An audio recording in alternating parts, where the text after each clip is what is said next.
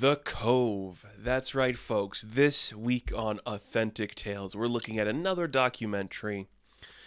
And this was one that kind of just came into my mind because I was thinking about it. Sometimes that happens. I remember vividly the 2009 2010 era. I was a young person, and I just remember even then, this movie was controversial and talked about, and people were exploring its themes and its ideas. And then it won an Academy Award and kind of bolstered itself up to be something bigger. And it just became this really interesting cultural moment where even television shows are referencing like wildlife preservation and denouncing things like SeaWorld and like seaquariums and that kind of stuff. It's very interesting how something like this can exist and just completely change the landscape of how we view something, but also not fully change the way things are affected. I think part of that comes from just like the North American viewpoint and maybe more American in that aspect of how the world is supposed to run. It's very complex and very interesting. If you are a young person and you haven't seen The Cove, this is a 2009 documentary that follows this group of ocean protection people who are specializing in looking at hidden footage from this one location in Taiji, Japan, where this cove is hidden off from the people, but the locals and the fishermen would capture a bunch of dolphins and slaughter them. And what happens to those bodies? Where does it go? What does this mean for animal rights and conservation ships and stuff like that? And the environmental factor. This was a big deal for a minute talking about this movie. And people were very interested in exploring this thing. And I don't remember if I had seen this before. I think just through cultural osmosis, I was very much aware of everything being said here. And that is sometimes really important when you're watching a text like this. You're just so aware of what's being put in front of you that even though you know the context of what you're seeing, it still makes you mad and upset. This is a pretty harrowing documentary. I don't think it's as like vicious as some people might claim it is. I denounce a lot of the stuff going on here. I think the mindless slaughter of animals is bad. I think it's really tricky considering the areas it touches on other cultures and what's like legal through their governments and stuff. And I'm not trying to say what's right and what's wrong according to the governments of Japan or Dominica or anything else going on in the world. What this is showing you is sort of through a biased lens, but I understand the need for that, and it gets the job done effectively.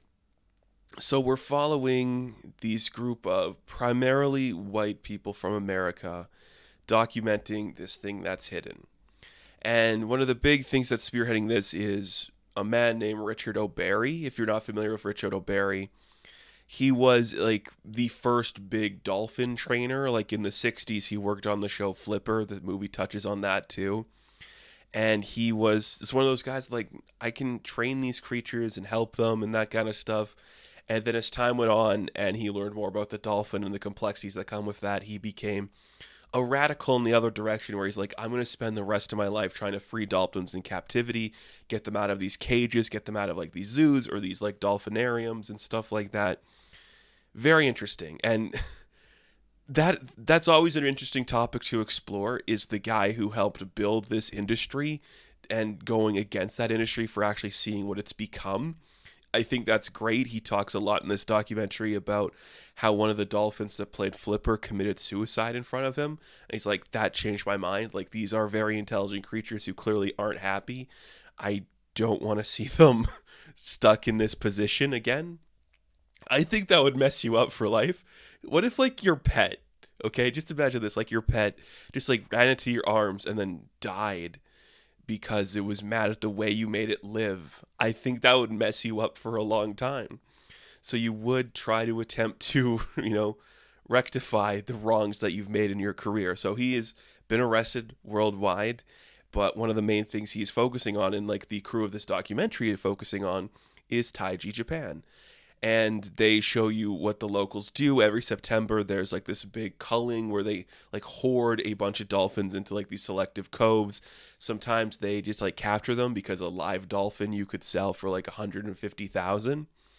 And then the ones that you don't, you could slaughter and ship away for meat products or just whatever. It's horrific and very weird and makes you just uncomfortable.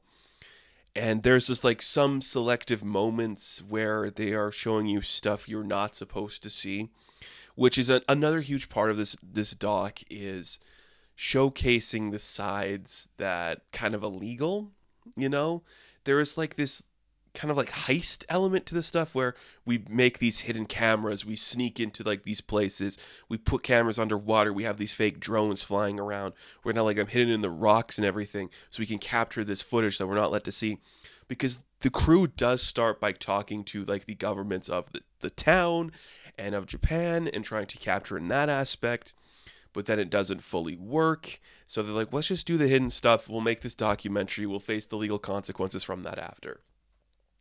I am always for something like this that is showing you protests and anti-authoritarian stuff where people are going against the government.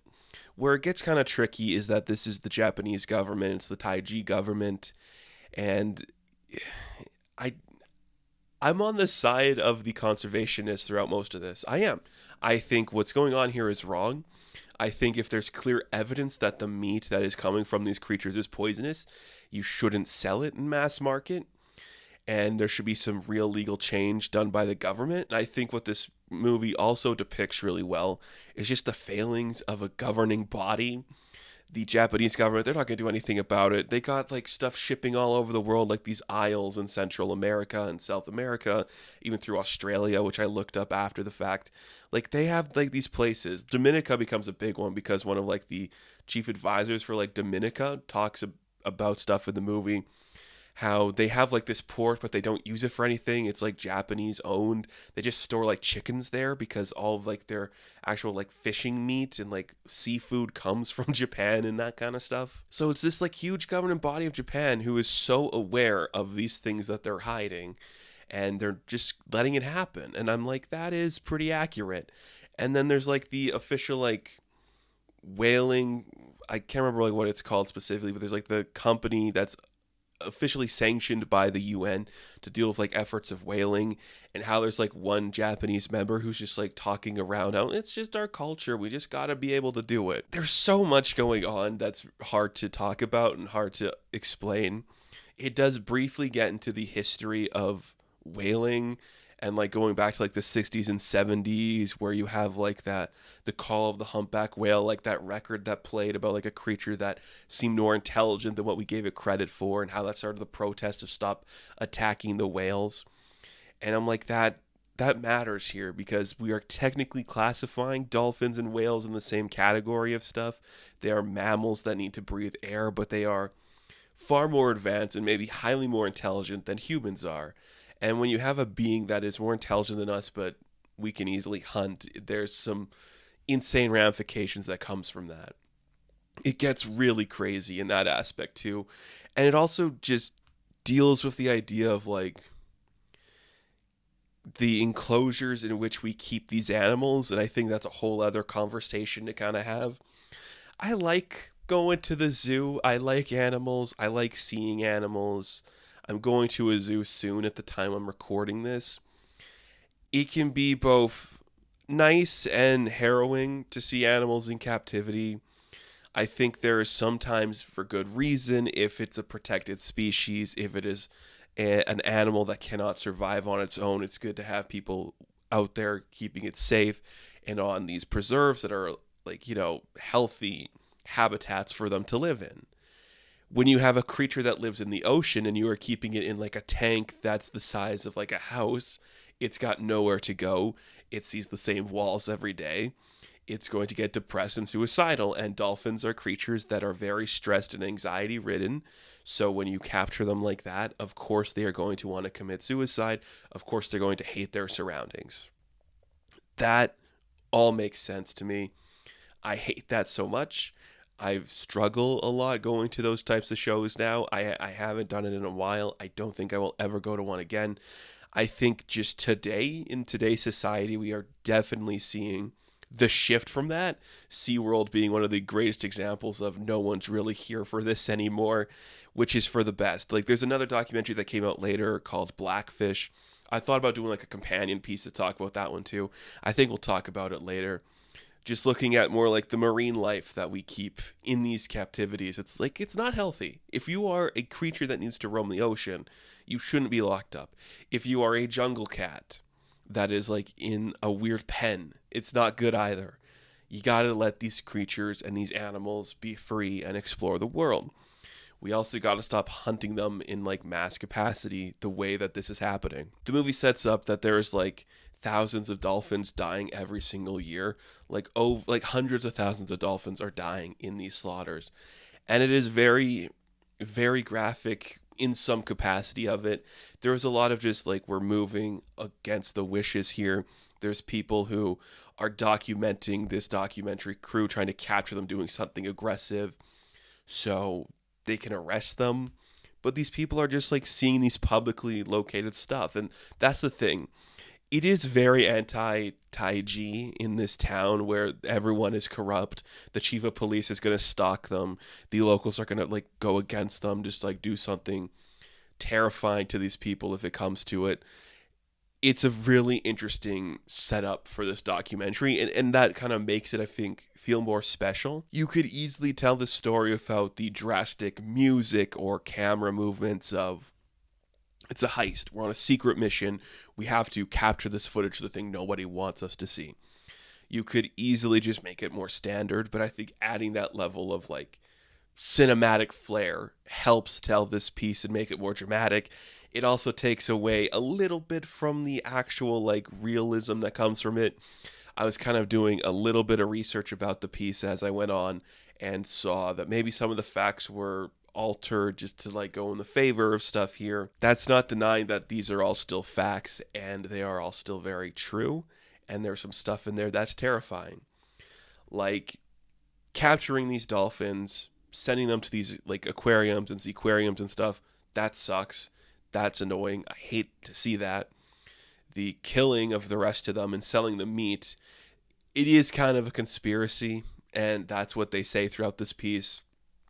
There is millions of pounds of dolphin meat that just get like lumped into, this is whale meat, so we're going to sell it at mass produce as like a whale type of product.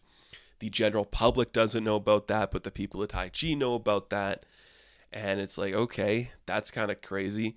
And then because they are getting this dolphin meat for so cheap, they put it on like the school lunch menus, even though it's been proven that this meat has traces of mercury in it and high concentrated amounts, like above the legal limit. I think that fact was kind of like altered a bit, but there's still a lot in there. And that is not healthy and not good for you, and not something you should put in schools. And one of my favorite moments is just like the two Japanese like councilmen who come out and step forward against this being on menu for children. Like the guy's like, I have two sons, 7 and 5. I do not want them to eat this lunch menu because it's forced on them to eat this. That's terrifying. Imagine if like your kid's school just made them eat glass. Like, it'd be terrible. I can't imagine that ever being good for anybody. And I think the big crux of this movie comes to when we actually reveal like the hidden footage that we capture for fake rock cameras and our underwater cameras, capturing all angles of this like one hidden cove. The government said you can't look at this cove, you can't go to here. But they get there, they sneak in there and place their cameras, and we get to see the footage. I'm not going to show you the footage. I think the impact it will have is something you can look into on your own time. It is very harrowing. It is probably the most graphic thing of this movie. And I think a lot of how you feel about that is going to like how you like vary on these types of topics. It's complex. I'm aware of that. I think why it feels more complex than maybe like a slaughterhouse or something like that is the graphic nature, the way it is happening overseas, so that it doesn't feel like as American based. And that might be like a whole thing for this. this is sanctioned by the government. Whether that's good or bad, that's up for debate. It can't be great, but it is technically allowed, and it's a huge conspiracy to cover up what they're doing with all these dolphins and the things happening to them. But the footage shows just huge nets in the water capturing hundreds of these creatures at a time, stabbing them with pikes and spears to drag them out of the water, and the water literally turning red with blood. It's kind of terrifying. It is very harrowing. It's crazy and bad and not something that is good. But it is really strongly depicting this message, which it should. If you're going to do this documentary, and the whole thing is about the things that these people are doing, this entire town is doing is wrong, you have to show us the gruesome graphic effect of that. And seeing a camera placed underwater suddenly go from the blue waters to soaked in blood Red Sea really is effective. It is really effective. Let's not put animals in captivity. A dolphin shouldn't be for your amusement. They deserve to roam the ocean as they see fit, and selling them in any capacity is wrong and gross, and we should stop killing them en masse. I think it is kind of, I'd love to say it's died down, this effect, but I don't think it has that much. I don't know. It's so tricky to talk about it and to see that. And I think this documentary, when it came out, was like, this is an issue we have to deal with right now. And I think it is true. It is kind of true that there's just so many other issues going on in the world now that this type of stuff just doesn't get looked at. But it never comes from positions of power. Like, one of the big protest things is Richard O'Barry walking into like the whaling committee's huge meeting and wearing like a TV that's depicting these cullings, and it's being like, we gotta stop something here. We gotta find another reason to stop this. It is gruesome and it is gross, and I think it shouldn't be happening. But at the same time, there is a slaughterhouse that just kills cows every day. Chickens are killed endlessly. It's very tricky, but it's dolphins, so it feels a little different. I don't know. It didn't leave me feeling great. I hate the idea of killing these creatures. I hate what it represents to like this species being held against their will in like these places for our entertainment. It makes me sick, and I don't like that. So I am on the side. I would 100% be with Richard O'Barry and the people working on this and stopping this stuff, because it's hard to watch. It's just, there you go. This is it. This is like this disgusting thing that the Japanese government's hiding from the world. The mass slaughter of thousands of these innocent creatures just so we can poison our kids' schools' lunches and pretend that we're better off than we are. It's the failings of governments. It is animal conservation, things I love and I think are important to talk about, all in this movie that, I don't know, I think if another generation gets a hold of it, we might see some changes made again in environmentalism and conservations. I'm all for conservations. I hope we can see more advancements made. We're kind of seeing stuff, the natural earth around us being more prominent than, maybe it was in like the 80s and 90s, and we're trying to go back to keeping that stuff together. Hopefully that's the case, but we'll see. I think The Cove is very interesting. It is a fascinating little film, and if you have the chance to watch it, it is really well handled. Like the documentary angle itself and the way it's edited and framed, it's really, really well made, and something I think a lot of people could understand and respond to. I certainly did. I certainly think it's a touchy subject that I'm not too versed in, but all I know is it's weird to kill thousands of creatures that are making us sick. I think that's accurate, right? Don't do that. So The Cove, interesting, knowledgeable, maybe a little white biasy from the filmmakers. I don't know. I understand the anti-Japan, anti-Taiji stuff that it's saying, and how there's been like responses from, I think, like a Taiji filmmaker talking about this. So I might check that out too if I can find it. It'd be very interesting to see. how that would look, or if it's propaganda. We'll see. This could be propaganda too. I don't think it is, but whatever. That's Authentic Tales for this week. It's the Cove. Oof. A lot of emotions in this one. Thank you all for watching this video. Be sure to like and subscribe to the channel. As always, you can check me out on Instagram, TikTok, and Twitter. And of course, I will catch you in the next one. Have fun. Stay safe. Good luck.